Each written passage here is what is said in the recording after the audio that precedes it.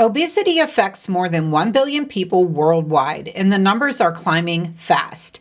In December 2025, the World Health Organization released its first ever global guidelines on using GLP-1 drugs, medications like semaglutide and tirzepatide, to treat obesity as a chronic relapsing disease.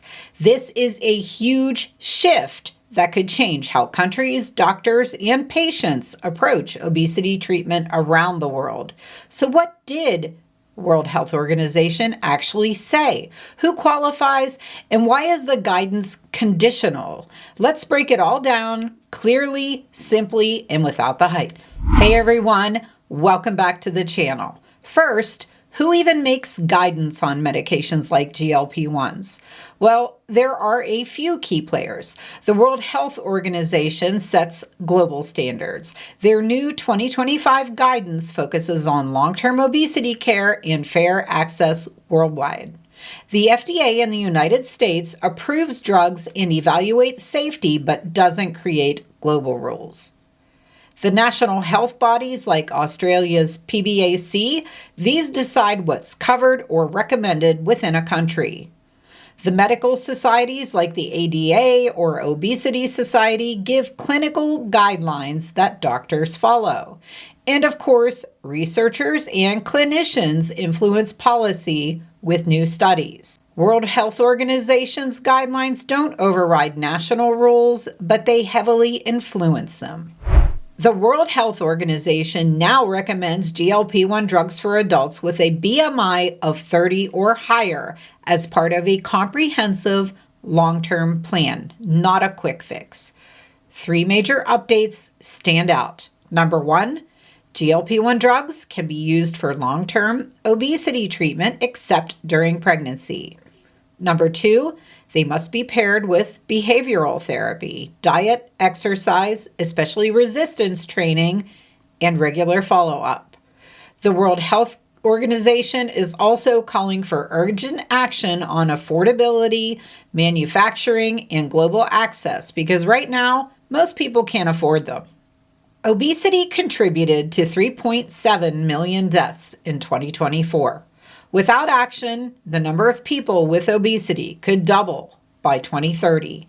And economically, obesity is expected to cost nearly $3 trillion a year by the end of the decade.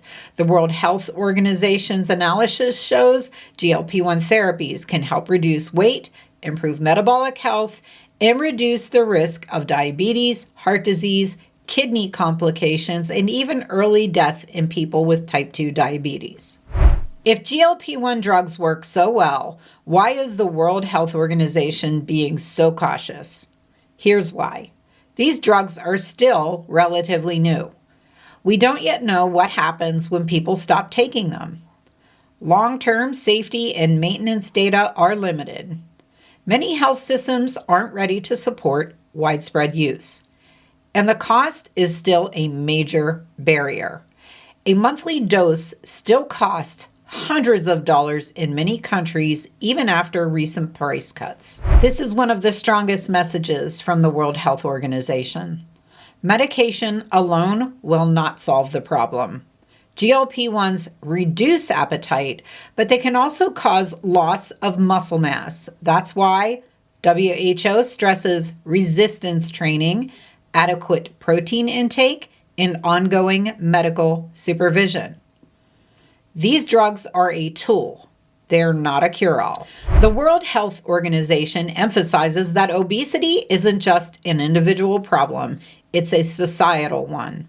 They outline 3 pillars for true progress: healthier environments, better food policies, urban planning, and healthier defaults; targeted early interventions, especially for those at high risk; in lifelong person-centered care, including access to GLP-1s when appropriate.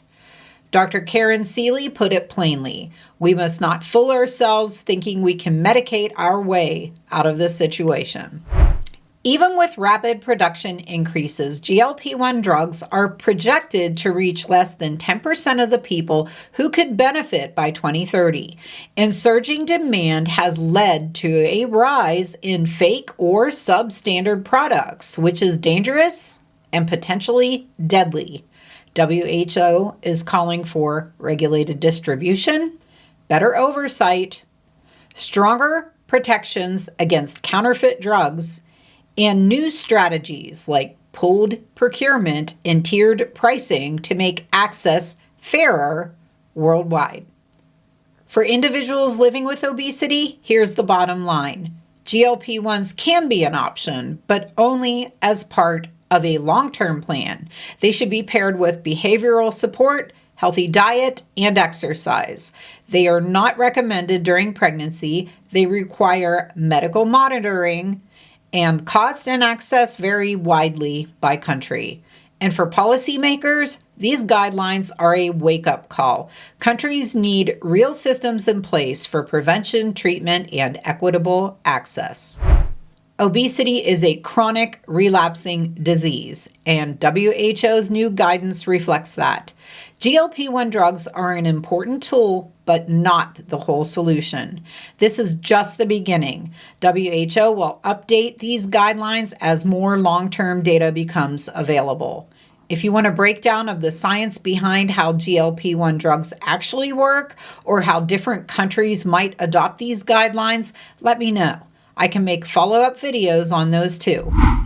If you found today's video to be helpful, don't forget to like, subscribe, and hit the notification bell so you can continue following along on the latest news and also me and my own personal GLP-1 journey.